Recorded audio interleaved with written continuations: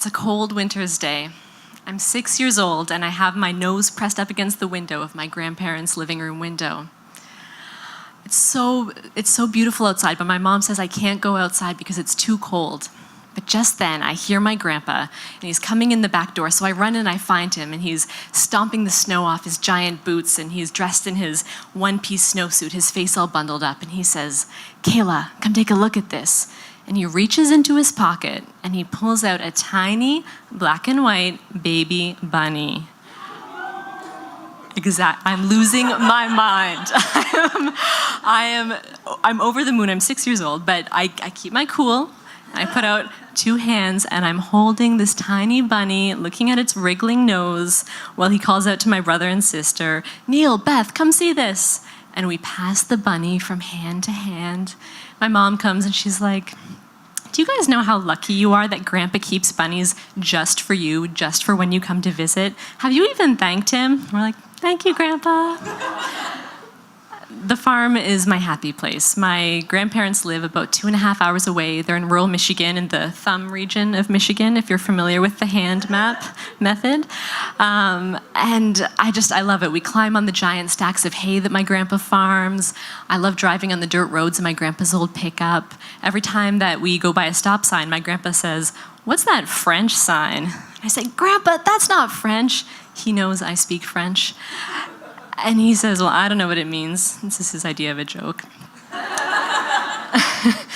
and so what can I tell you about my grandpa? Well, he's a giant as far as I'm concerned. He's 6 feet tall, broad-shouldered, thinning hair on top.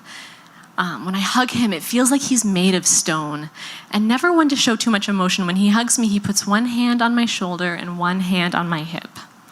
He's a bit of a workaholic. He's always working on the farm, whether it's on the crops or restoring the antique tractors that he loves so much. Sometimes when we get there, my grandma will be standing at the kitchen sink looking out the window towards the barn. She's like, "I don't know why he needs to be out there right now." She's shaking her perm. You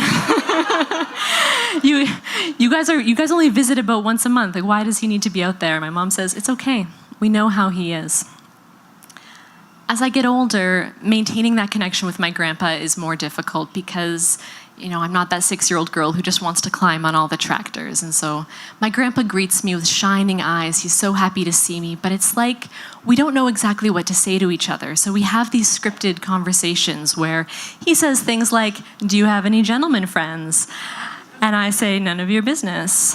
And I'll say, "How's the farm?" And he'll say something about combining fields. I don't understand. I just smile and nod, and we try. It's one day after I've finished my 4th year of university, and my mom says, "Kaila, tell Grandpa your good news." And I wince because I know he's not really gonna get it or he's not gonna care. But I say, "Grandpa, I've been accepted to pharmacy school. I'm gonna be a pharmacist." And his face is neutral, and he says, "Oh, how many more years of school will that be? Boy, you sure must like school, huh?" And I get it. My grandpa is from a different time and different place. My favorite stories are of him growing up during the Great Depression in Michigan and how he taught himself to make traps to catch small animals like rabbits and foxes, and he would bring them into town to sell them. And that might be the only income his family had that day. And even 70 years later, as he's telling me this story, you can still see the pride in his eye at being self-taught and self-sufficient and able to provide for his family. I'm just a city girl who apparently goes to school all the time. And so there's one afternoon, I've actually just finished pharmacy school, I'm starting my residency, and I get a call from my mom. Okay. I get a call from my mom, and so I'm telling her, "Oh, I'm starting my first clinical rotation soon," but I can hear there's something in her voice. So I say, "Mom, what is it?" And she says, "It's Grandpa." "What do you mean?" She says, "He has cancer." "Oh, what kind of cancer? What's the details?" And so she says, "He has metastatic prostate cancer, and unsurprisingly, he doesn't want any treatment." After I hang up with my mom, I'm freaking out, but I'm also, because I'm rationalizing, I'm thinking, I learned about prostate cancer in pharmacy school. Prostate cancer is one of the slower growing cancers. In fact, more men die with prostate cancer than of prostate cancer. And there's some thought that we overtreat it, and treatment has a huge impact on quality of life. And so I'm sitting there, I'm like, maybe this is okay. So I start my first clinical rotation. It's my first day. I'm a green, brand new pharmacist, and my supervisor, Larry, brings me in to meet our first patient on the palliative care floor.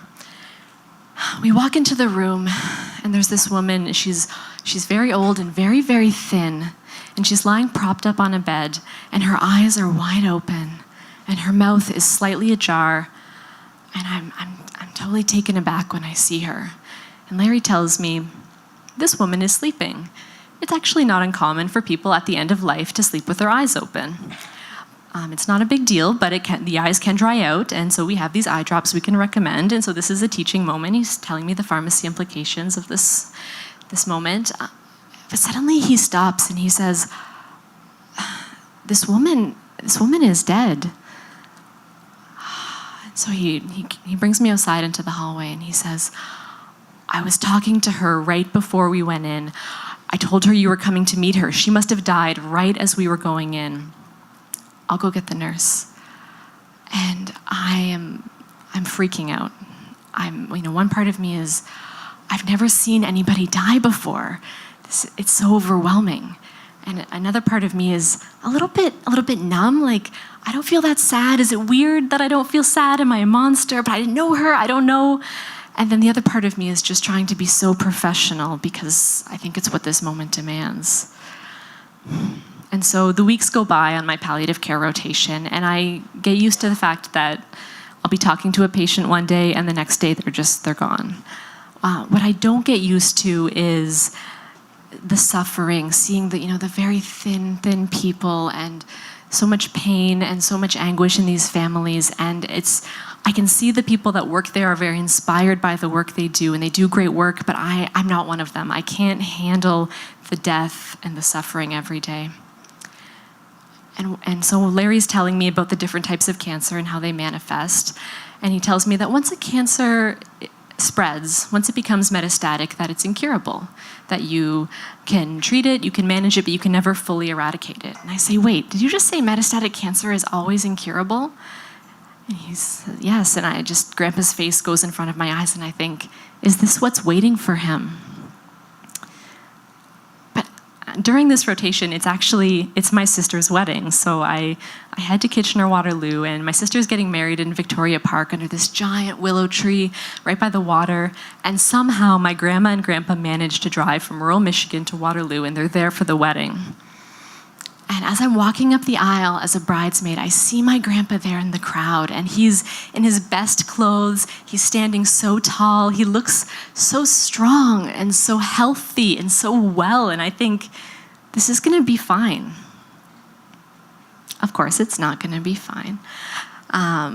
We start to see the first signs that Christmas, and it's funny, it's nothing obvious, but I have a gentleman friend that I kind of want to tell him about. His name is Bo, but Grandpa doesn't ask me if I have any gentleman friends, so I don't ask about the farm. And it's after Christmas that year that Grandpa starts to lose weight. He starts to become very thin, and always a finicky eater. Now nothing is good for his stomach. He thinks that sugar is the problem, so he demands that Grandma can her peaches without sugar, and then he's disgusted at the result.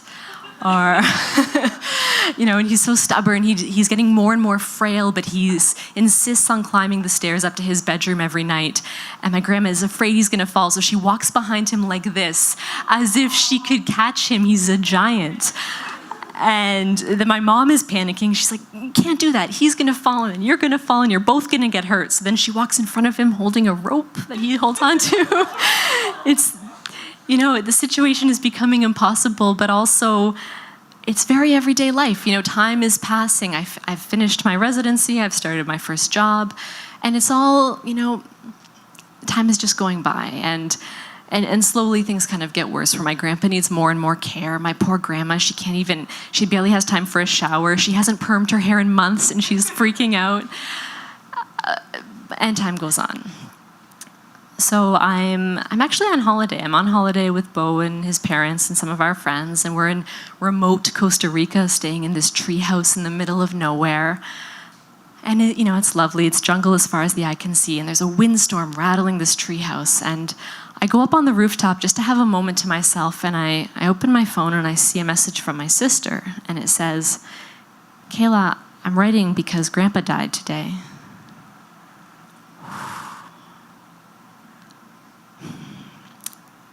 In that moment, it feels like a vacuum has been created inside of me. It feels like part of me has been ripped out and is now miles away. And for some reason, the only thought in my head at that time is, nobody here knew Grandpa. Nobody knows what this moment means. And so Bo finds me crying on the floor, and he says, "What do you want to do?" And I said, "I have to go home."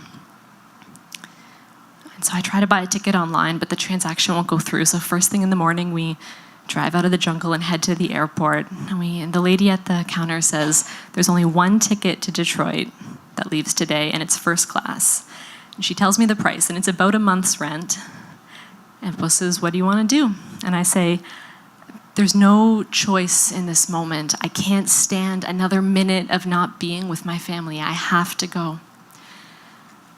So I'm on this first class flight.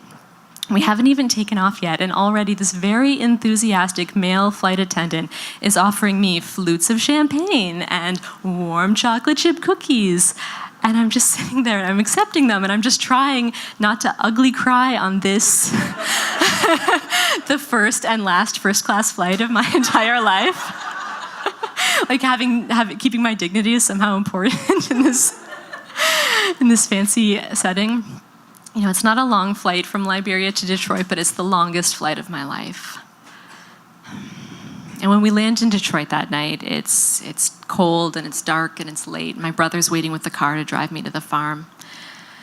And when I find him, it's not a Hollywood moment. There's no big hugging, crying scene. There's no speeches. We don't say very much at all, but just looking at him, my brother, who looks so much like my grandpa, who is so much like my grandpa, it's like suddenly I'm whole again. That chunk that was torn out of me is okay again, because now I'm with somebody who knows what the world lost today. And so I wake up the next morning at the farm, and my family is there, and my grandma's there, and we head to the funeral home. It's a very, very small group, just immediate family and a couple of the very closest friends. And, we laugh about Grandpa and the good times and all the pranks he used to play. And his body is laid out, and I go and I look at it, and it's funny. It's disconcerting, because looking at him, he looks well. He's dressed in his favorite shirt with the flower in the pocket, but there's nothing of him left. All of that spark and life and magic that made him who he was is so completely gone, but not like it's disappeared, but more like it's gone somewhere else. And I kind of understand the missing piece that I wasn't getting when I was in palliative care, about how, yes, death brings so much suffering and pain and fear, but there's also something about it that is very beautiful and sacred. And standing there, I just know it's a terrible, terrible moment, but also it's okay. Thank you.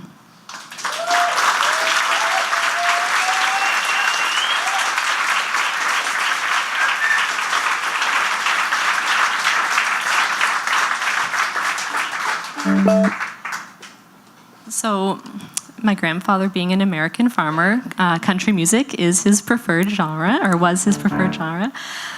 So the tune that we're going to play was actually one of his favorite songs in the way of folk music. It was an old melody that was stolen by someone else and popularized by someone else. But the version we're going to play, it's called "Faded Love," and it was.